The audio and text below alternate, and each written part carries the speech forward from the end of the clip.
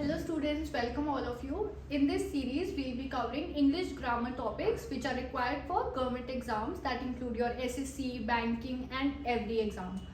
So as you all know, English grammar एक 5th class का बच्चा भी पढ़ता है and एक PhD level का भी बच्चा पढ़ता है. But यहाँ in series में we will be focusing only on those topics which are totally required in your syllabus for your exam. Okay? So these series will be covered in 3 parts. First is basic identification of parts of speech, second verbs and tenses, and third is detailed rules. And I'm very sure that by the end of these series you will be able to learn and आपके mind में होंगे, आपकी tips पे होंगे आपके सारे rules of English grammar. So basic identification of parts of speech. For example, we have here is Ram is playing football. So as you all can see this sentence, basic identification of part of speech में what it means कि एक sentence आपको given है and you have to identify. जैसे Ram is a noun, is nothing but a helping verb, playing is the main verb and football is again a noun.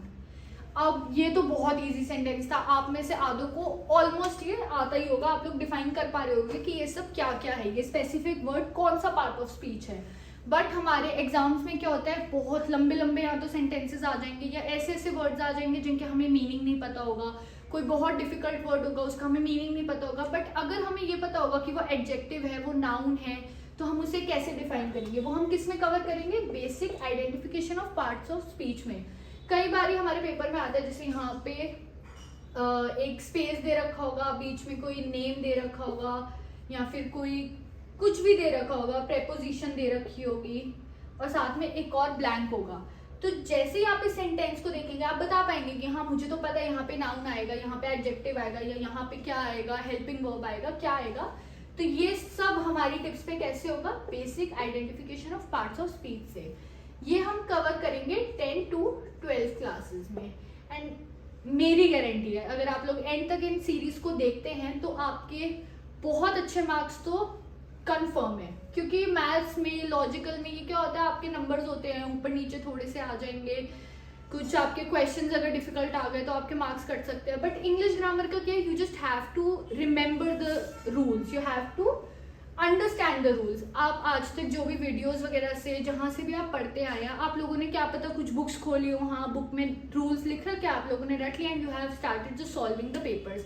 But अगर आप यहाँ series में रहेंगे तो आपको रूल्स में अच्छे से एक्सप्लेन करूंगी, जिससे क्या होगा, आप सेंटेंस देखोगे आपको वहाँ पता होगा हाँ इसमें तो अगर 4 ऑप्शन है तो 4 में से अगर फर्स्ट वाले में हमें पता है कि नाउन आना है, तो अगर 4 ऑप्शन दे रखे हैं तो 4 ऑप्शन में क्या पता फर्स्ट में नाउन हो, यहाँ पे एडजेक्टिव हो, यहाँ पे अगेन नाउन हो, यहाँ पे नाउन हो, तो हमें पता है कि ये वाला ऑप्शन तो पक्का हमारा आंसर नहीं है, जिससे हमारा जो है टाइम बहुत बहुत ज्यादा बचेगा.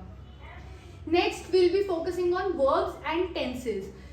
अब हमारे पास सेंटेंस है, 3 वर्ड्स है हमारे पास यहाँ पे, एक राम, एक हमारा हो गया, इसका हम वर्ड ले लेते हैं जो मेन है प्ले, और ये भी हमारा हो गया फुटबॉल. ठीक है, अब ये हमारे 3 वर्ड्स हैं, इनसे कितने टाइप के सेंटेंसेस बन सकते हैं. Ram is playing football, Ram will play football, Ram played football.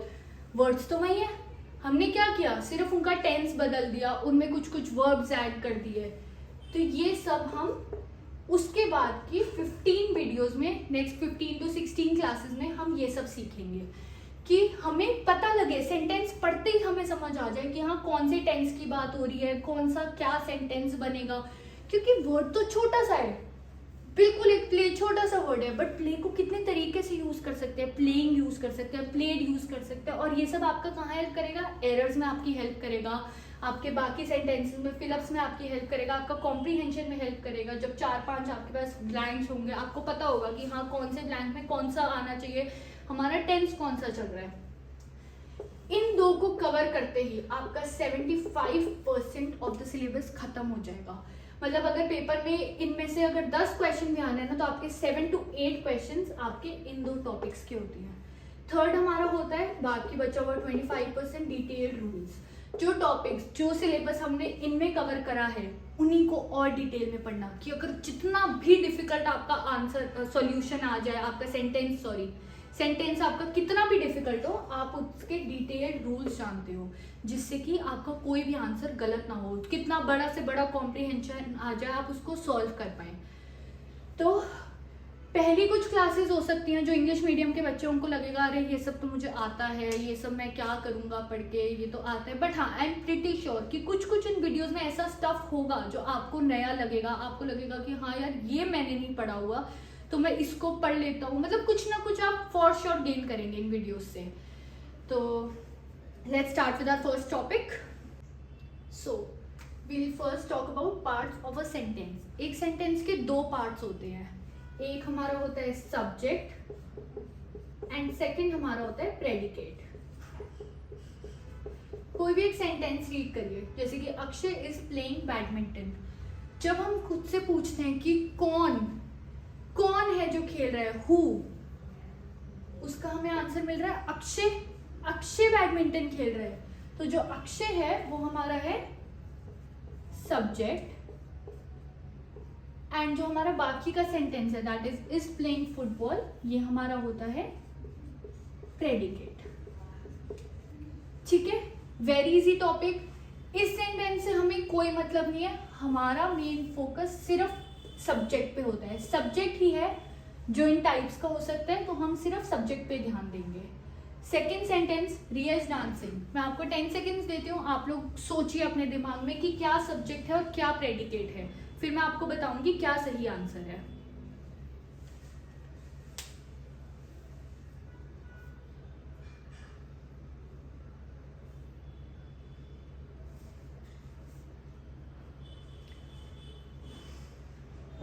So yes, जिन्होंने सोचा था कि रिया हमारा सब्जेक्ट है, आप लोगों का आंसर सही है, रिया सब्जेक्ट है। This was a very easy sentence, but जैसे जैसे हमारा लेवल बढ़ेगा हमें डिफिकल्ट सेंटेंसेस मिलेंगे, उसके लिए हमें इन सबको और थोड़ा ध्यान से देखना पड़ेगा। अब प्रेडिकेट में एक और चीज होती है, वो हमारा होता है object. So basically object necessary नहीं है, बट बिकॉज मैं आपको पार्ट्स ऑफ अ सेंटेंस बता रही हूँ तो you should know the basics. जो हमारा सब्जेक्ट है दैट इज अक्षय, वो अक्षय खेल तो रहा है, पर किससे खेल रहा है? हमारे बैडमिंटन से खेल रहा है। क्या खेल रहा है, किससे खेल रहा है? तो बेसिकली जो प्रेडिकेट का सब्जेक्ट है, जो मेन हमारा वर्ड प्रेडिकेट में है, जो हमारा सब्जेक्ट को आंसर करता है, सब्जेक्ट से रिलेटेड है, वो हमारा होता है ऑब्जेक्ट ऑफ द सेंटेंस। हमारा मेन फोकस सिर्फ सब्जेक्ट्स पे रहेगा, सिर्फ सब्जेक्ट पे, और सब्जेक्ट्स को ही हम आगे पढ़ेंगे, सब्जेक्ट के बेसिस पे ही हम बाकी ये टॉपिक्स कवर करेंगे अपने पेपर के हिसाब से। अब मैं आपको बता देती हूँ, नेक्स्ट हम लोग नाउन कवर करेंगे एंड इसी ऑर्डर में फिर हम ये बाकी के टॉपिक्स कवर करेंगे, and by the end of this हमारी वो 10 to 15 वीडियोस जो मैंने आपको बोली हैं वो कवर हो जाएंगी, एंड हमारा फर्स्ट पार्ट जो हमारी वीडियो का था वो कवर हो जाएगा, हमारी सीरीज का फर्स्ट पार्ट कवर हो जाएगा। And thank you so much video में बने रहने के लिए। नाउन्स की वीडियो अगर आपको चाहिए तो प्लीज़ कॉन्टैक्ट।